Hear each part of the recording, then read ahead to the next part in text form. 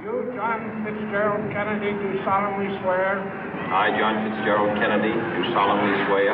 That you will faithfully execute the office of President of the United States. That I will faithfully execute the office of President of the United States. And will, to the best of your ability. And will, to the best of my ability. Preserve, protect, and defend the Constitution of the United States. Preserve, protect, and defend the Constitution of the United States. So help you God. So help me God.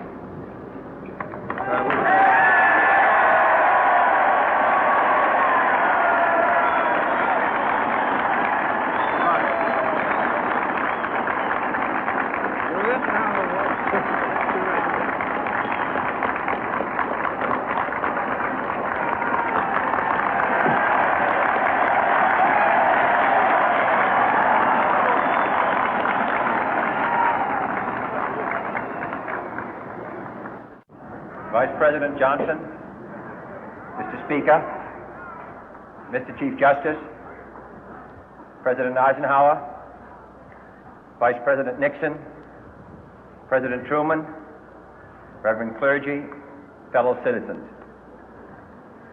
We observe today not a victory of party, but a celebration of freedom, symbolizing an end as well as a beginning, signifying renewal as well as change. For I have sworn before you and Almighty God the same solemn oath our forebears prescribed nearly a century and 3/4 ago.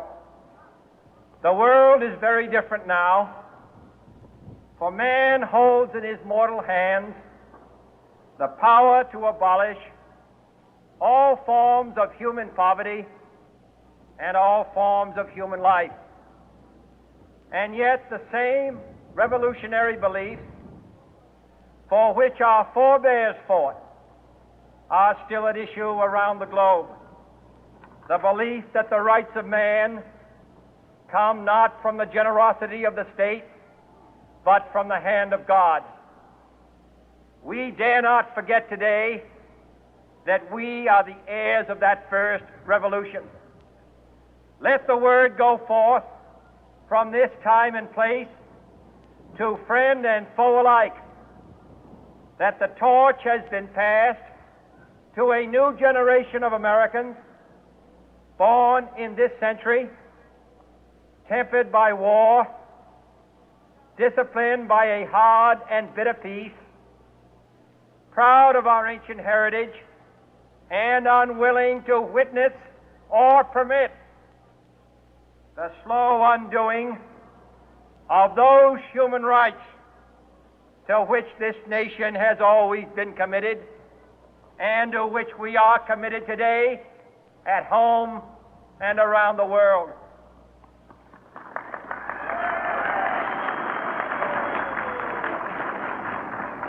Let every nation know, whether it wishes us well or ill, that we shall pay any price, bear any burden, meet any hardship, support any friend, oppose any foe to assure the survival and the success of liberty.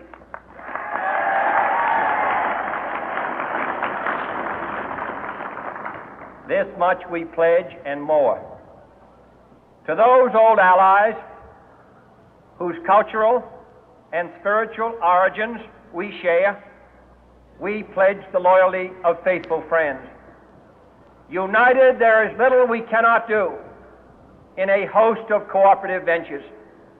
Divided, there is little we can do, for we dare not meet a powerful challenge at odds and split asunder. To those new states whom we welcome to the ranks of the free, we pledge our word that one form of colonial control shall not have passed away, merely to be replaced by a far more iron tyranny. We shall not always expect to find them supporting our view, but we shall always hope to find them strongly supporting their own freedom, and to remember that in the past, those who foolishly sought power by riding the back of the tiger ended up inside.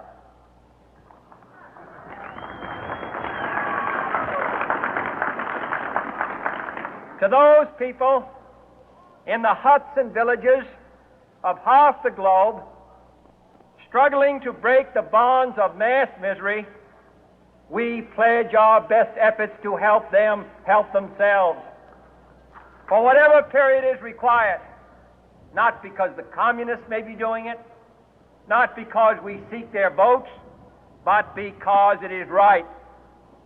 If a free society cannot help the many who are poor, it cannot save the few who are rich.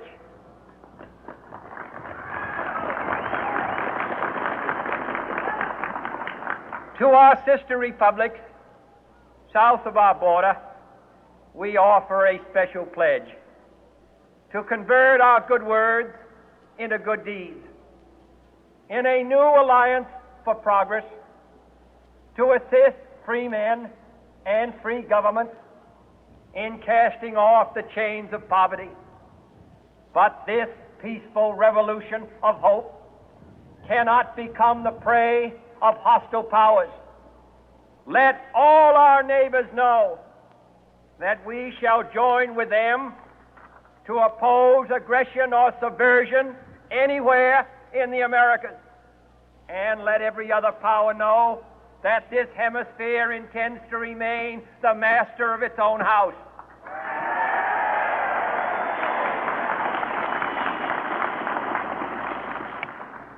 To that World Assembly of Sovereign States, the United Nations, our last best hope, in an age where the instruments of war have far outpaced the instruments of peace, we renew our pledge of support to prevent it from becoming merely a forum for invective, to strengthen its shield of the new and the weak, and to enlarge the area in which its writ may run.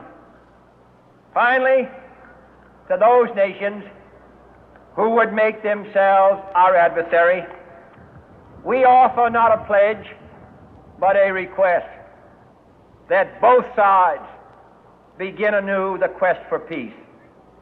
Before the dark powers of destruction, unleashed by science, engulf all humanity in planned or accidental self-destruction, we dare not tempt them with weakness, for only when our arms are sufficient beyond doubt can we be certain beyond doubt that they will never be employed. But neither can two great and powerful groups of nations take comfort from our present course, both sides overburdened by the cost of modern weapons, both rightly alarmed by the steady spread of the deadly atom, yet both racing to alter that uncertain balance of terror that stays the hand of mankind's final war. So let us begin anew, remembering on both sides that civility is not a sign of weakness, and sincerity is always subject to proof. Let us never negotiate out of fear, but let us never fear to negotiate.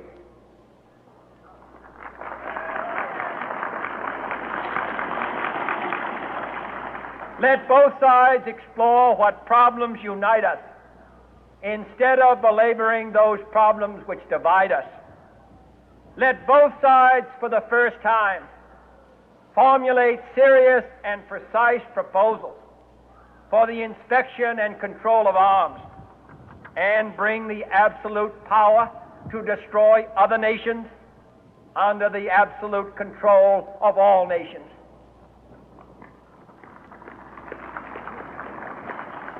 Let both sides seek to invoke the wonders of science instead of its terrors. Together, let us explore the stars, conquer the deserts, eradicate disease, tap the ocean depth, and encourage the arts and commerce. Let both sides unite to heed in all corners of the earth the command of Isaiah to undo the heavy burden and let the oppressed go free. And if a beachhead of cooperation may push back the jungle of suspicion, let both sides join in creating a new endeavor, not a new balance of power, but a new world of law, where the strong are just and the weak secure and the peace preserved. All this will not be finished in the first 100 days, nor will it be finished in the first 1,000 days, nor in the life of this administration, nor even perhaps in our lifetime on this planet. But let us begin.